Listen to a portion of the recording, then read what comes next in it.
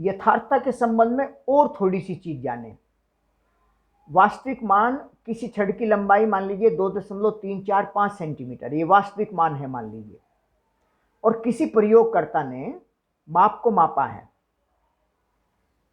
जैसे अगर साधारण पैमाने से मापेंगे तो 2.2 सेंटीमीटर, क्योंकि साधारण पैमाने पर मिलीमीटर के चिन्ह बने होते हैं और 1 मिलीमीटर का चिन्ह सबसे छोटा होता है, न्यूनतम होता है, और 1 मिलीमीटर का मतलब 0.1 सेंटीमीटर होता है। तो साधारण पैमाने से अगर उस छड़ की लंबाई को मापेंगे तो 2.2 सेंटीमीटर माप सकते हैं। इसका मतलब है कि इसमें 0.1 ये इसकी लिस्ट काउंट हो गई, शून्यांक की त्रुटि हो गई। अगर 2.3 सेंटीमीटर मापा गया है तो ये इसमें भी लिस्ट काउंट 0.1 हो गई।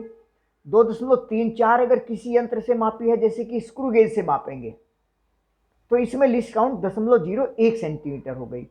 2.346 अगर मापा है तो लिस्ट काउंट 0.001 सेंटीमीटर, क्योंकि 0.001 लास्ट में लिखा जाएगा। ये इसकी लिस्ट काउंट हुई जिस यंत्र से ये मापा गया है। तो इसकी लिस्ट काउंट, और ये देखिए 2.545, इसमें भी 0.001 सेंटीमीटर हो गई। तो ये भी लिस्ट काउंट कम से कम है। तो 2.3 सेंटीमीटर की लिस्ट काउंट 0.1 है। तो अब इसमें जैसे कि परिशुद्धता की बात आती है। परिशुद्धता मतलब न्यूनतम, बहुत सूक्ष्म तरीके से, बहुत न्यून राशि को भी शुद्धता से मापा गया है। इसका मतलब लिस्ट काउंट कम से कम होनी चाहिए। इसीलिए परिशुद्धता समानुपाती 1/अल्पतमांक, लिस्ट काउंट के अनुक्रम व्युत्क्रमानुपाती। तो जैसे देखो ये लिस्ट काउंट सबसे कम है, ये लिस्ट काउंट सबसे कम है। अगर ये वास्तविक मान था और ये मापा गया है 2.346 सेंटीमीटर, तो इसका मतलब ये हुआ कि ये चूंकि लिस्ट काउंट सबसे कम है इसलिए ये सबसे अधिक शुद्ध हुई, इसकी परिशुद्धता ज्यादा हो गई। और ये सार्थक अंक में इसमें ज्यादा है, 4 सार्थक अंक हैं, इसमें 3 है, इसमें 2 है, इसमें 2 है, तो सार्थक अंक की संख्या इसमें ज्यादा है। ज्यादा सार्थक अंक है तो ये ज्यादा यथार्थ होगी। ये कम यथार्थ है क्योंकि 2.3 है पहले और 2.2 मापा गया है तो ज्यादा त्रुटि हो गई, और 2.3 मापा गया है तो लगभग समान हो गए, तो कम, ये अधिक यथार्थ है इसके मुकाबले में। और 2.34 है तो देखो ये बहुत शुद्ध हो गई, इसका मतलब अधिक यथार्थ हुई। और अधिक परिशुद्ध इसलिए हुई कि इसकी लिस्ट काउंट 0.1 थी, इसमें लिस्ट काउंट 0.1 थी और इसमें लिस्ट काउंट 0.01 हो गई, तो इनके मुकाबले में ये ज्यादा शुद्ध है। और इसकी लिस्ट काउंट और भी कम हो गई, यानी ये और बारीकी से नाप रहा है और कम भी चीज शुद्धता से माप रहा है, इसलिए ये अधिक परिशुद्ध हो गई। तो परिशुद्धता इसकी सबसे ज्यादा हो गई। तो ये सामान्य सी बातें हैं।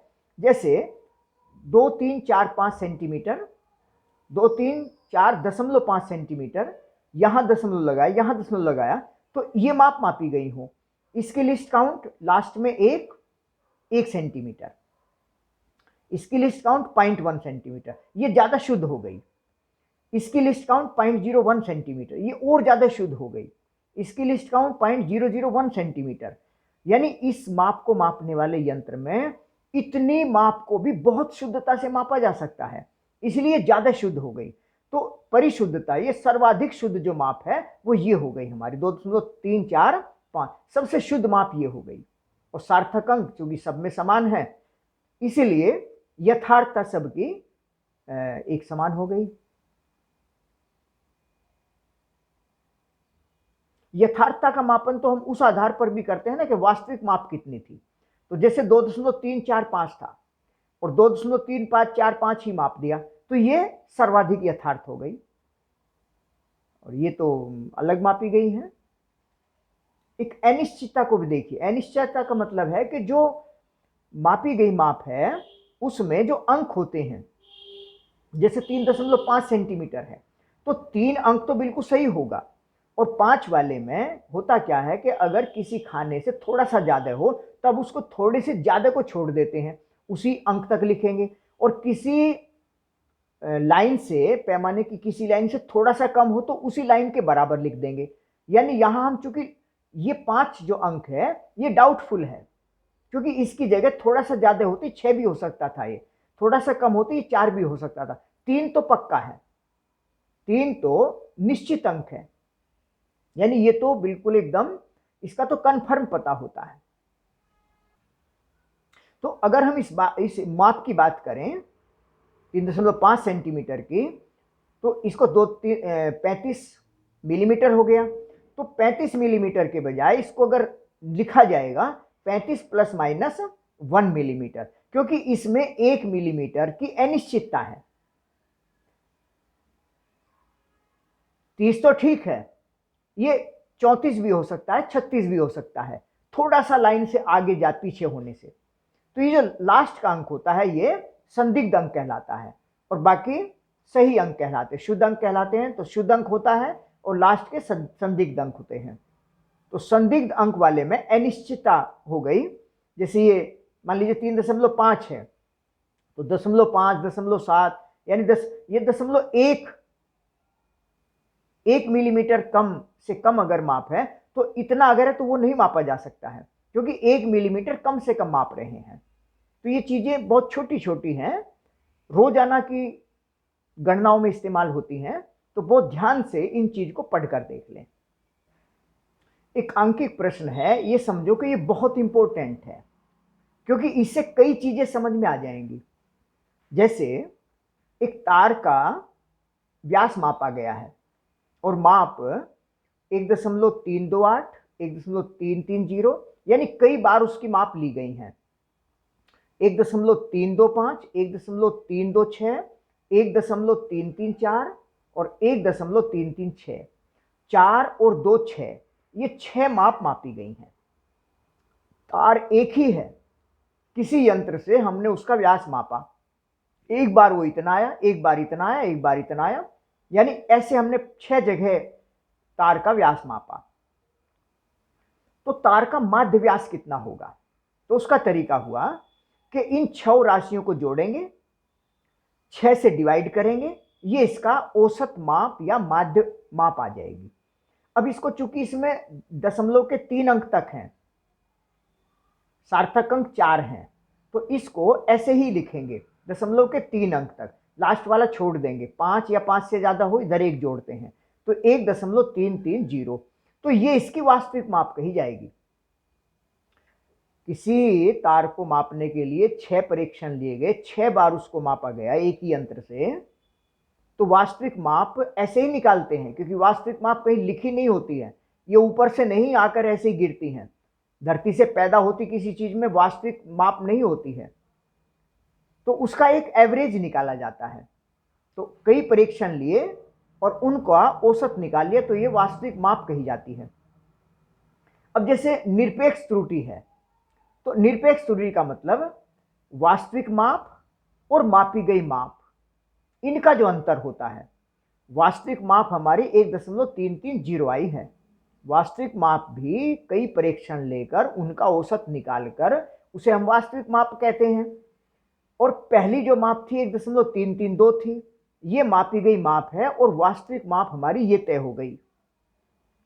तो इनका जो अंतर है वो निरपेक्ष त्रुटि है, मतलब 1.328 में से 1.330 यानी दोनों का अंतर करेंगे, ये ज्यादा है तो ये इसमें से ये घटा देंगे, ये ज्यादा है तो इसमें से ये घटा देंगे, तो ये 0.002 आ गया। तो पहली जो माप है इसमें निरपेक्ष माप हो, निरपेक्ष त्रुटि 0.002 आ गई, अंतर करके निकाल लिया। ऐसे ही इस माप में, इस माप में, इन सभी माप में अंतर करेंगे वास्तविक माप से और वो त्रुटियां आ जाएंगी। और इन जैसे 6 माप थी, तो 6 त्रुटियों का औसत लेंगे, ये माध्य निरपेक्ष त्रुटि हो जाएगी। तो 6 जोड़ा, 6 से भाग दिया और दशमलव के 3 अंक तक रख दिया, तो अब ये 0.004, ये राउंड ऑफ कर दिया, यानी संक्षिप्त कर दिया, तो ये इसमें माध्य निरपेक्ष त्रुटि हो गई। निरपेक्ष त्रुटि और वास्तविक माप, इसके अनुपात को आपेक्षिक त्रुटि कहते हैं। माध्य निरपेक्ष त्रुटि हमारी 0.004 आई है और वास्तविक मान हमारा 1.330 आया है, तो इनको डिवाइड करेंगे तो ये हमारा 0.003 आ गया, ठीक है ना। और ये जो आया है ये आपेक्षिक त्रुटि है, सापेक्ष त्रुटि भी इसे कहते हैं, भिन्नात्मक त्रुटि भी इसे कहते हैं। और अगर प्रतिशत त्रुटि निकालना हो तो 100 की गुणा कर देते हैं। तो इसमें प्रतिशत त्रुटि 0.3% हो गई। प्रतिशत मतलब 100 में कितना होगा। और प्लस माइनस ये दोनों तरह की हो सकती हैं, क्योंकि यहां कहीं हमने घटाकर ये ज्यादा है तो इसमें से ये घटाएंगे, ये ज्यादा हो तो इसमें से ये घटाएंगे, तो ये प्लस माइनस दोनों में से किसी भी तरह की आ सकती है। तो इसको प्लस या माइनस दोनों चिन्हों से लिखा जाएगा। तो आपेक्षिक त्रुटि मतलब प्लस माइनस, ये ऐसे करके हिसाब लगाएंगे।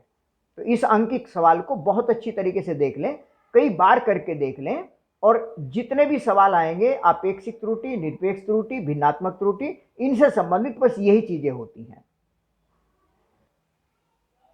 जैसे सार्थक अंक से संबंधित एक और चीज देखें, 2.5 सेंटीमीटर कोई माप है, तो इसमें जो प्रतिशत त्रुटि होगी वो, क्योंकि इसकी लिस्ट काउंट क्या है 0.1, तो इसकी प्रतिशत त्रुटि 0.1 बटे 2.5 गुणा 100, 4% त्रुटि है।